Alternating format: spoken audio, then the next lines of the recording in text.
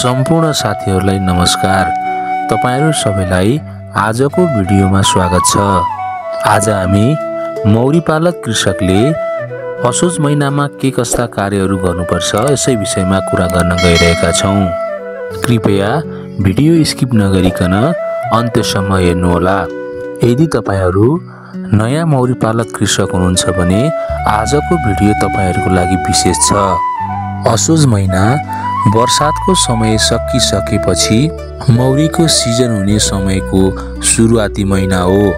असार, श्रावण र भाद्र महिनाको वर्षातले गर्दा कतिपय मौरी गोला यो अवस्थामा आइसक्दा कमजोर भइसकेका हुन्छन्। लगातारको वर्षातले गर्दा वर्षायाममा मौरी चरण क्षेत्रमा जान नसक्नु, गइहालेमा पनि बाहिरको वर्षातले गर्दा पुष्परस सङ्कलन गर्न नसक्नु, साथै वर्षायाममा रानी मौरीले नगन्ने मात्रामा फूल पार्नु अथवा फूल पार्न बन्द गर्नुले असोज महिनामा मौरी गला स्वाभाविक रूपले घट्ने गर्दछ। साथै हामीले वर्षायाममा मौरी गलाको कस्तो व्यवस्थापन गर्यौं यसमा अहिलेको मौरीको संख्या घट्नु अथवा बढ्नुमा निर्भर पनि हुने गर्छ। असोज महिनाको सुरुवातसँगै रानी मौरीले फूल पार्ने कार्य तीव्र रूपमा वृद्धि गर्दै जान्छिन्।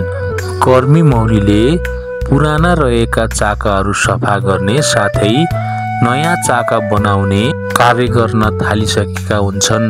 साथै कर्मी मौरीले पोलन तथा पुष्परसहरू पनि सङ्कलन गर्दै जान्छन्। यो समयमा धान, तोरी, फापर लगायतका बालीहरू फुलिसकेका हुन्छन्। साथै पहाडी क्षेत्रमा कटुस यो समयमा फुल्ने हुनाले मौरीको लागि निकै राम्रो चरनको स्रोत बन्न सक्छ। कृषक साथीहरू, अब यो असोज महिनामा तपाईहरूले सर्वप्रथम मौरी घार वरपर रहेका झाडीहरू सफा गर्नुहोस्। वर्षातको समयमा झ्याङ्गिएका झारपातहरूलाई हटाउनाले कमिला, साङ्ला, भ्यागुता, माउसली तथा माकुराहरूको प्रकोपबाट साथै आन्तरिक परजीवीहरूबाट पनि जोगाउन सकिन्छ। दोस्रो भनेको तपाईहरूले मौरी घार सफा गर्नुहोस्। मौरी घार सफा भन्नाले तपाईहरूले मौरी घारको आसन बोर्डलाई राम्रोसँग सफा गर्नुहोस्। आसन बोर्डमा जमेर रहेका फोहोरहरू सिन्काले कोट्याएर राम्रोसँग सफा गर्नुपर्ने हुन्छ। यदि तपाईहरूसँग अतिरिक्त घार छ भने घार परिवर्तन गर्नु सबभन्दा राम्रो विकल्प हुन सक्छ। घार परिवर्तन भन्नाले तपाईहरूले बक्स परिवर्तन गर्नुहोस्। यसरी बक्स परिवर्तन गर्दा मौरीका छाउरा कक्षमा रहेका फ्रेमहरू जुन अवस्थामा छन् त्यही अवस्थामा राख्नुपर्ने हुन्छ। यदि तपाईहरूसँग अतिरिक्त घार छैन भने आसन बोर्डलाई राम्रोसँग कोतरेर तपाईकै वरिपरि पाइने तितेपातीलाई आसन बोर्डमा राम्रोसँग दलेर पुनः राखिदिनुहोला। यदि तपाईहरूले बक्स परिवर्तन गर्नुभयो भने पुरानो बक्सलाई राम्रोसँग सफा गरी घाममा सुकाउनु पर्दछ। तपाईहरूले पुरानो बक्सलाई कुखुरा पोल्ने ब्रुडरले पनि हल्कासँग पोलेर सफा गर्न सक्नुहुन्छ। यसो गर्नाले यसमा रहेका आन्तरिक तथा बाह्य परजीवीहरूका अण्डाहरू नष्ट हुन्छन्। त्यसपछि उक्त बक्स अर्को मौरी घारमा पुनः प्रयोग गर्न सकिन्छ। प्रशस्त चरण भएको क्षेत्रमा असोजको दोस्रो हप्ताबाट तपाईहरूले यदि मौरी गोला 9 फ्रेम भन्दा माथि छ भने सुपर कक्ष दिन सक्नुहुन्छ। यदि मौरी गोलाहरू सक्रिय छन्, मौरी गोला 9 फ्रेम भन्दा कम छन् भने तपाईहरूले अब आधार चाका पनि दिन सक्नुहुन्छ। व्यावसायिक मौरी कृषकले व्यवसायलाई सफल बनाउनको लागि आधार चाका दिनै पर्ने हुन्छ। आधार चाका दिनाले मौरीहरूको काम घट्न गई छिटोभन्दा छिटो काम देख्न सकिन्छ। आधार चाका दिँदा जहिले पनि 2 फ्रेमको बीचमा राखेर दिनुपर्छ। यसो गर्नाले मौरीले सहजै उक्त चाका उठाउने काम गर्छन्। अर्को विचार गर्नुपर्ने कार्य भनेको सुपर कक्ष दिइसकेपछि जहिले पनि सुपर कक्षमा पुरानो चाका काटेर 1 अथवा 2 फ्रेम बनाएर दिनुपर्छ। यसो गर्नाले कर्मी मौरीले फटाफट सुपर कक्षमा काम गर्ने गर्छन्।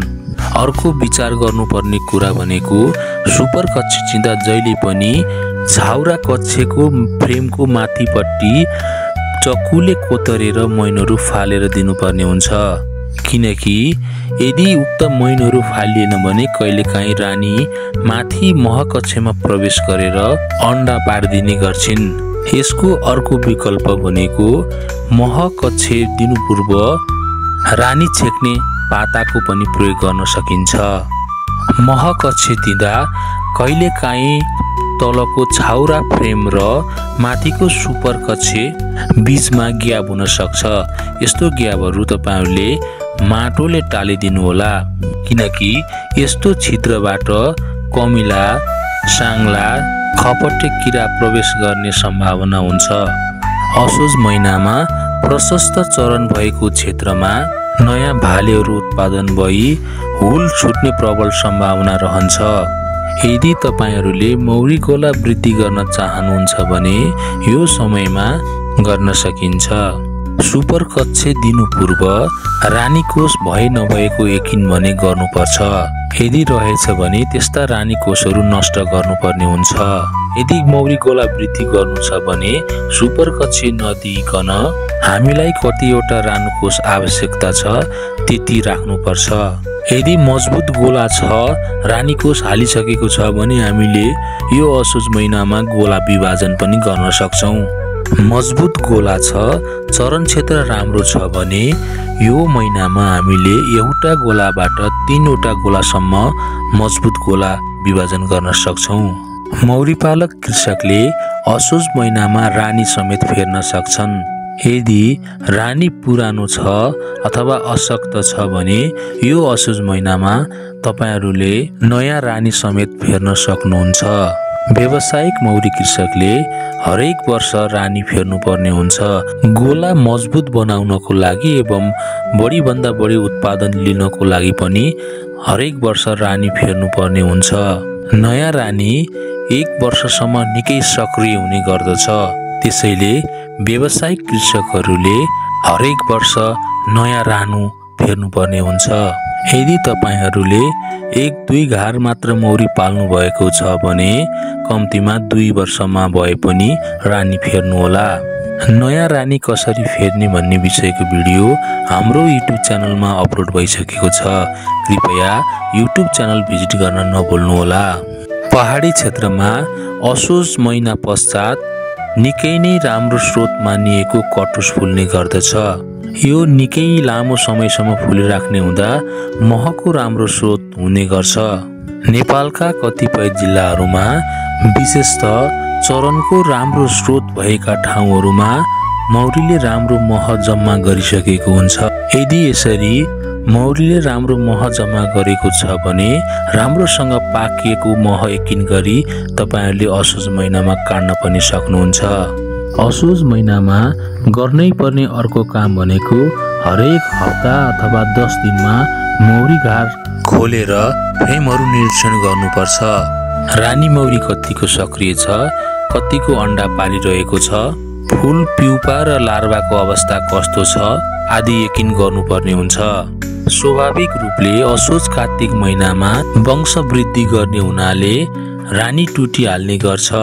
त्यसैले हामीलाई घार बढाउनु छैन, मह उत्पादन मात्र गर्नु छ भने उक्त रानी कोष हटाउनै पर्छ। कहिलेकाहीँ 6-7 फ्रेम हुँदैमा पनि मौरीले रानु कोष राखेर गोला विभाजन तर्फ सक्रिय भइराखेको हुन्छ। यो अवस्थामा तपाईहरुले रानु कोष हटाएर मौरीलाई हुल छुट हुनबाट रोक्न सक्नुहुन्छ। यदि हप्ता दिन 10 दिनमा मौरी गोला निरीक्षण गरिएन भने कहिलेकाहीँ धेरै रानु कोष हालेर रानी मौरी उत्पादन भई गोला विभाजन हुँदै जाँदा मौरी गोला नष्ट समेत हुन सक्छ। असोज महिना मौरीको सिजनको सुरुवाती महिना भएकोले अझ थप व्यवस्थापन गर्न सकेको खण्डमा मङ्सिरसम्म मौरीको लागि राम्रो सिजन रहेको हुनाले मह उत्पादन, गोला वृद्धि आदि गरी मौरीजन्य उत्पादन बढाउन सक्छौं।